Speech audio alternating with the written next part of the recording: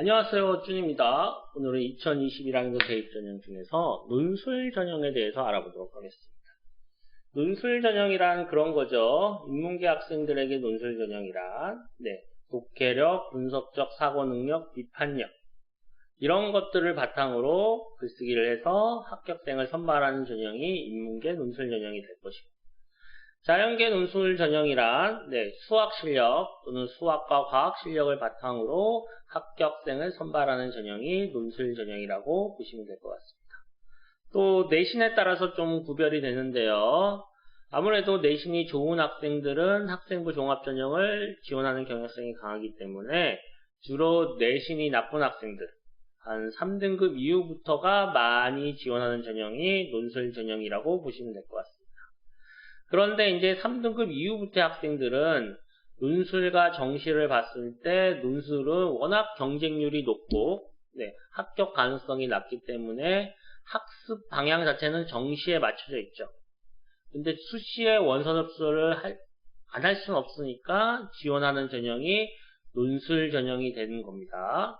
그래서 주로 논술 전형은 정시파 학생들이 많이 지원하는 전형이다. 이렇게 또 얘기할 수가 있을 것 같습니다. 자, 주요 대학의 논술 전형을 좀 살펴보도록 할게요.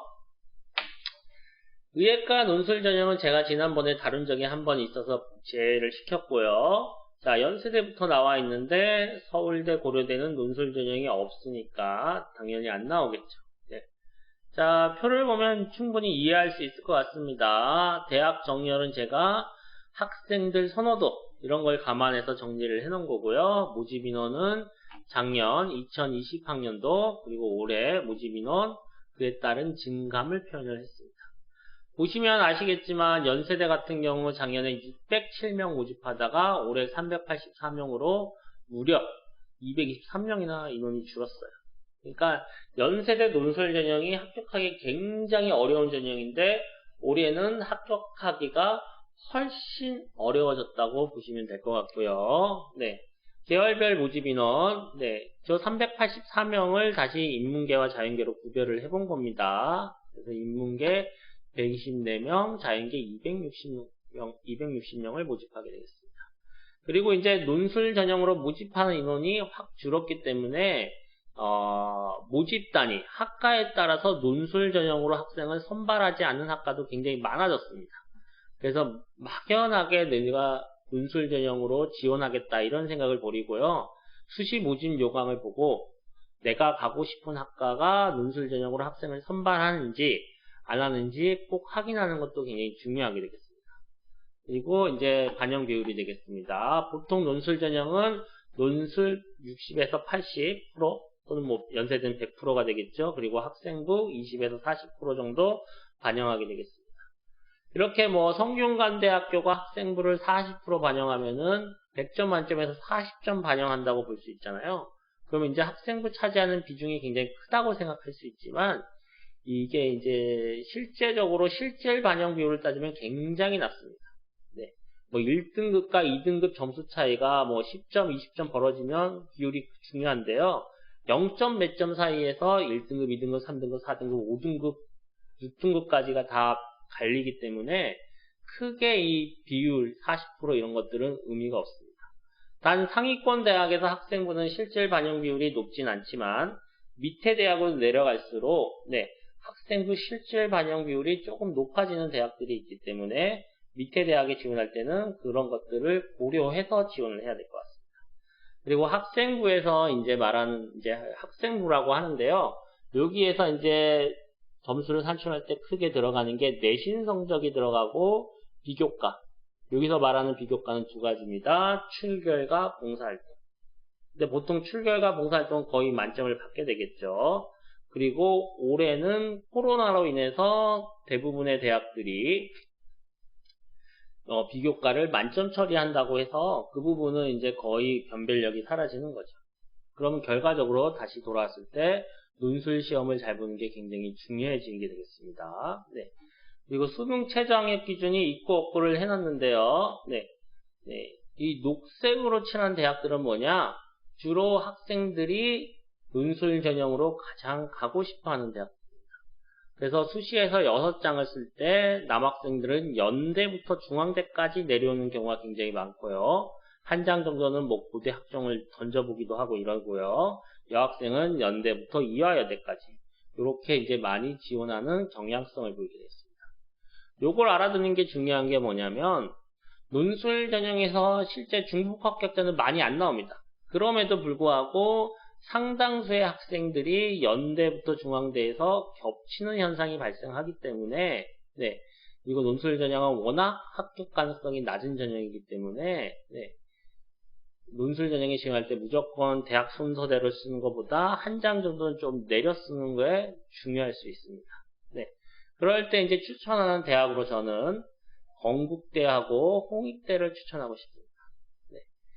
일단 이 정도 대학에서 이 화면에 나온 대학에서 수능 최저가 그렇게 의미 있지는 않은데요. 어쨌든 강남 학생들 입장에서는 수능 최저가 있는 게 유리할 수 있어요. 근데 건국대, 홍익대 수능 최저가 다 있고요. 그 다음에 강남 학생들이 아무래도 내신이 논술 전형에 지원한 학생들 중에서도 조금 더 불리할 수 있는데 건국대는 내신을 아예 반영하지 않고 홍익대도 10%로 아주 적게 반영하죠. 그래서 건대와 홍대를 추천합니다. 그리고 연세대, 서울시립대, 홍익대는 빨간색으로 되어 있는데요. 이거는 수능 전에 논술 전형을 실시하는 대학들이 되겠습니다. 그럼 홍익대 추천했는데 홍익대는 납치 가능성이 있는 대학이잖아요. 일명 납치 전형. 그거는 내가 6월 모의고사 결과와 9월 가채점 결과를 바탕으로 정시에 홍익대를 갈 수 있느냐 없느냐를 냉정하게 분석하고 지원을 해야 되겠죠. 그리고 또 하나 이제 작년에 우리 학교에서 홍익대 논술 전형으로 합격한 학생을 찾으려고 하면 사실 강남 지역에는 찾기가 굉장히 어렵습니다. 왜 어렵냐? 작년까지 홍익대는 수능 전에 논술을 실시했습니다. 그럼 일단 학생들이 지원을 꺼립니다. 왜? 난 정시까지 가서 잘 보고 좋은 대학 갈 거라는 막연한 믿음이 있거든요. 또 하나 학생부 실질 반영 비율이 작년까지 높았어요. 그래서 많은 학생들이 홍대를 지원을 꺼려 했기 때문에 지원자가 거의 없어서 합격생이 없었던 구조가 되는 겁니다. 근데 올해는 이제 논술에서 논술 반영 비율이 높아졌기 때문에 그 학불 사례를 떠나서 과감하게 지원해 볼 필요가 있는 대학이 홍익대학교가 되겠습니다. 자, 그리고 이제 인문계 논술은 대학별로 문제 유형의 차이가 있지만 범위의 차이가 그렇게 있는 건 아니기 때문에 중요하지 않은데 자연계 논술 같은 경우는 범위의 차이가 있습니다. 그래서 범위가 어디까지고 그 범위까지 내가 준비가 잘 되어 있는지 이런 걸 한번 냉정하게 판단하고 고민하고 논술 지원하는 것도 중요하게 되겠습니다. 예전에는 이제 과학 범위만 따지면 됐는데요. 올해 같은 경우는 수학에서도 범위를 따져야 됩니다.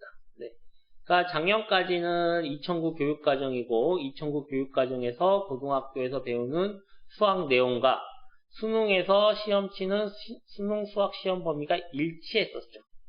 근데 올해는 수능은 기존 체제를 갖고 가고 범위는 2015 개정교육과정의 범위를 들어오면서 수학에서 수능에서 기하가 빠지고 교육과정에 기하가 들어가는 모습이었습니다. 어쨌든 대학 입장에서는 논술 전형에서 문제를 출제할 때 고등학교 범위 안에서만 출제하면 되거든요. 근데 기하가 들어갔어요. 근데 아이들이 이제 재학생 같은 경우는 수능에서 기하를 보지 않으니까 기하 준비가 상대적으로 소홀할 수 있죠. 그래서 대학들이 수리 논술에서 기하를 포함시킬지 말지 고민을 많이 했는데요. 결과적으로 어떻게 됐냐? 상위권 대학만 좀 조사를 해보니까 연세대, 성균관대, 이화여대는 수리 논술에서 기하가 포함이 되고요. 나머지 대부분의 대학들은 기하가 포함되지 않습니다. 그러면 이제 기하가 포함되면 어떤 걸 고민해야 되느냐? 논술 전형은 아까 제가 얘기했지만 주로 정시파 애들이 지원하는 전형이에요. 그런데 올해 재학생 정시파 애들은 기하 공부를 안 하죠. 그러면 기하 공부를 안 하면 기하 논술을 잘 볼 가능성이 낮겠죠. 반면에 졸업생 같은 경우는 작년 수능 준비를 하면서 기하를 굉장히 많이 공부했습니다. 그래서 기하가 들어가면 졸업생이 절대적으로 유리해지는 측면이 있기 때문에 내가 진짜 기하에 자신 있는지, 기하 공부를 열심히 했는지 갖고 연대, 성대, 이대 논술전형 지원 여부를 좀 따져야 될 것 같고요. 과학 범위를 보면요. 네, 일단 과학 물화생지 1, 2에서 2까지 범위가 들어가는 대학은 연세대, 중앙대, 경희대가 있습니다. 그런데 이제 성대는 1까지만 들어가고, 네, 또 지구과학으로 응시할 수 있는 대학은 연세대만 있습니다. 성대, 중대, 경희대는 네, 지구과학이 포함되지 않습니다. 네. 그리고 연세대 같은 경우는 작년까지는 과학, 물화생지 4과목 중에서 자기가 자신 있는 과목을 원서 접수할 때 선택해서 응시하면 됐어요. 근데 올해부터는 논술 전형에서도 학과별로 응시할 수 있는 과학 과목을 제한을 걸어놨습니다. 그래서 이 부분을 이제 잘 따져서 또 지원 여부를 결정을 해야 되겠죠. 특히 이제 정시파 애들이 과학 2를 할 때 제일 많이 하는 게 지구과학 2예요. 그 다음에 이제 의대 생각하는 학생들이 생명과학 2인데, 네, 자연계 인기학과에서 지구과학으로 응시할 수 있는 학과는 4개밖에 안 되고요. 생명과학으로 응시할 수 있는 학과도 생각보다 적습니다. 그래서 그런 부분도 좀 따져봐야 되겠습니다. 한번 연세대 논술 전형 과학 지정 과목을 보면요. 아까 지구과학으로 볼 수 있는 학과는 4개라고 했죠. 이렇게 4개입니다. 지구 시스템 과학과, 천문 우주학과, 대기과학과, 도시공학과가 있습니다. 대부분의 학생들이 그렇게 선호하지 않는 학과입니다. 사실. 네.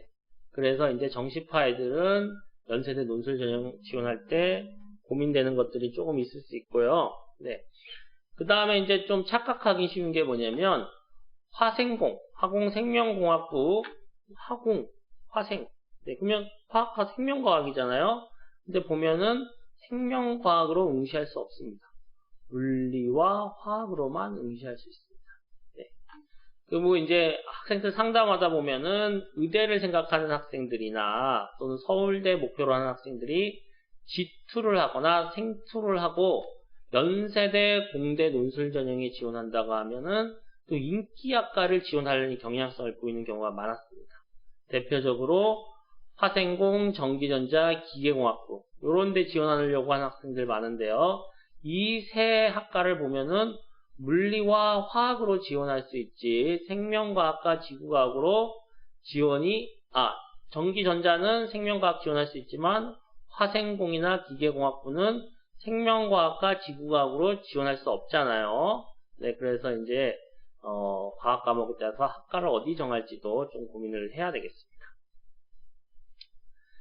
자, 연세대 논술 전형이 사실 굉장히 고민될 수 있어요. 수능 전에 있고 워낙 합격하기 어렵다고 하니까 네, 연세대 논술 전형에 지원해야 되나 말아야 되냐 뭐 이런 고민할 수 있는데요.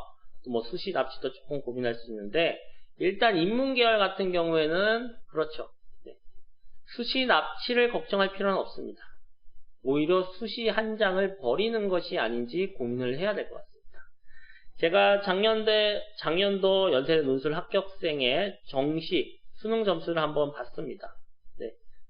모든 학생을 본 게 아니라 제가 볼 수 있는 범위 내에서 많은 학생들을 봤는데요. 수시에 납치될 만한 학생은 딱 한 명 존재했습니다. 대부분은 수시에 연세대 논술에 합격하면은 너무 행복한 학생들이었습니다. 그래서 이제 연세대 인문논술에 지원할 때는 납치 걱정은 사실 안 해도 되는 것 같고요. 상대적으로 이제 영어 제시문이 나오고, 네, 제시문 자체가 조금 굉장히 어렵다고 합니다. 그래서 그거를 그냥 막연하게 잘 쓸 수 있어 이런 생각을 버리고 선행학습 역량평가 보고서나 거기 보면 기출문제 나와 있잖아요. 그런 걸 보고 내가 과연 이걸 잘 쓸 수 있는지 냉정하게 판단하고 지원을 고민해야 되겠습니다. 그런 거 판단 없이 지원하면은 아까운 수시 한 장을 버리는 게 될 수 있는 게 인문계 연세대 논술이 되겠습니다. 자연계 같은 경우는 납치 가능성이 있어요. 네. 실제로 인문계 학생들보다 전년도 합격생들을 보면은 수능 점수가 연세대 공대 이상으로 나온 학생들이 조금 눈에 보였습니다. 그러나 대부분은 네, 납치 가능성이 없는 학생들이 합격을 했고요. 실제 이제 6평이나 9을 가채점을 하고 원서 접수를 하기 때문에 정시에 연세대에 갈 수 있다고 판단한 학생들은 연세대 논술 전형을 지원하지 않아요. 그래서 네, 납치될 점수가 나온 학생들은 수능을 굉장히 잘 본 케이스가 되는 거죠. 평소보다 네. 자연계에선 그런 일이 조금 생기는 편인데요. 그런 학생들 몇 명을 제외하고는 납치 가능성이 있긴 하지만 매우 낮았다. 이렇게 보시면 되고요. 그럼 이제 자연계 논술을 지원할 때 어떤 걸 해야 되느냐? 일단 수학 모의고사 등급을 좀 봤을 때 6평이나 9평에서 안정적으로 2등급이 나와야 될 것 같고요. 그리고 올해 연세대 논술은 냉정하게 얘기해서 졸업생이 굉장히 유리한 논술 전형이 될 것 같아요. 자연계. 기하를 공부하고 있는지 또 자신 있는지 이런 것도 생각을 해봐야 되겠죠. 과학투도 마찬가지로 공부를 했는지 그리고 내 과학투 내신 선택 과목과 논술 지정 과목이 일치하는지 온라인 학습을 하면서 과학투를 얼마나 열심히 했는지 이런 것도 생각을 해야 됩니다. 또 연세대 이제 자연계 논술에서 수능 최저가 없어지면서 과학부 학생들도 많이 지원한단 말이에요. 그것도 한번 고민해 봐야죠.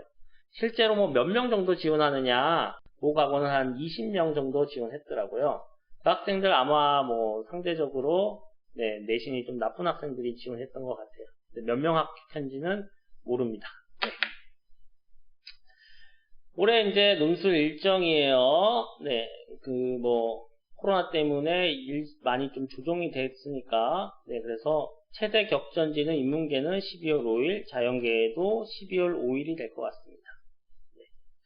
그래서 이제 논술 전형을 지원할 때 또 뭐가 있냐면, 이날 12월 5일 같은 경우에 많은 대학이 논술 시험을 보다 보니까 학생들이, 근데 이제 여러 대학을 이날 지원할 수가 없잖아요.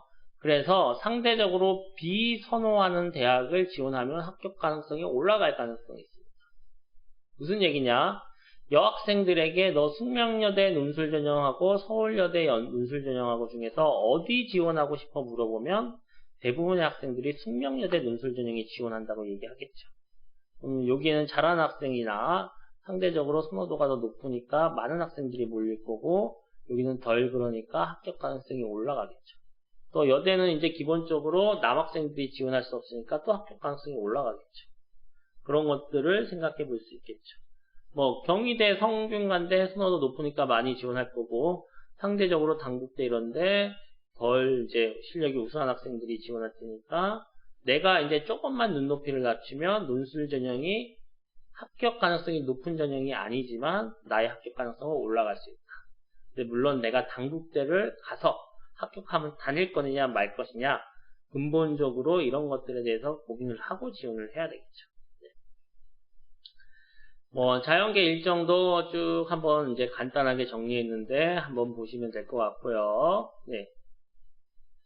그 다음에 이제 여기서 인서울에 있는 대학인데 선호도가 그렇게 높지 않은 대학들이 되겠습니다. 빨간색은 이제 수능 전에 있는 대학. 그러니까 논술 일정을 감안했을 때, 이 대학들의 강남 학생들이 지원하면 합격 가능성이 상대적으로 올라갈 수가 있어요. 그래서 한 장 정도는 아까도 얘기했지만 이런 대학에 지원하는 걸 고려해보고요. 여기 보면 여대가 상대적으로 많잖아요. 여학생들은 여기에서 한번 고민해보는 거 나쁘지 않다고 저는 생각을 합니다. 그래서 안전장치를 하는 게 나쁜 건 아니잖아요.